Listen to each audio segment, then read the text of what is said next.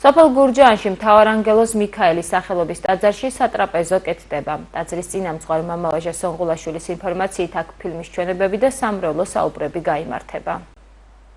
ჩვენს ტაძარში ახალგაზრდები ძალიან მრავლად არის და ძალიან ბევრი ხშირი შეხვედრები, საუბრები, ფილმის ჩვენებებს ვაწყობთ ხოლმე და აი ამ ზამთარს სიცივის გამო ჩვენ არ გვქონდა ის პირობები, რომ ბავშვები თბილად ყოფილიყვნენ და აი ამან გადაგვაწყვეტინა ჩვენ რომ სატრაპეზოს მიგვეხედა ღვთისმადლით გამოჩნდნენ ჩვენს მრევლში ენთუზიაზმით ახალგაზრდები, რომლებმაც იციან ხელობა, რა თქმა უნდა, თავისი ენთუზიაზმით, შემოწირულობით ყველაფერი კეთდება ენთუზიაზმით. აი საოცარი ერთობა შეინიშნება დედა ეკლესიაში, ჩვენ სამრევლოში და ჩვენ ვფიქრობთ, რომ ამას ძალიან მალე დავასრულებთ და პირველივე შეხვედრა ჩვენ გვექნება წმინდა ნექტაროს ეგინელზე ფილმის ჩვენება, ეს უკვე სამრევლოსთვის დიდებზე გათვლილი და ესე ვთქვათ, აი ვამზადებთ აუდიტორიას ტაძარში, ტაძრის ეზოში, სადაც იქნება სამრევლო შეხვედრები, საგანმანათლებლო და ისე სულიერ საკითხებზე სასაუბროთ და მადლობა უფალს, მადლობა ყველა შემომწირველს,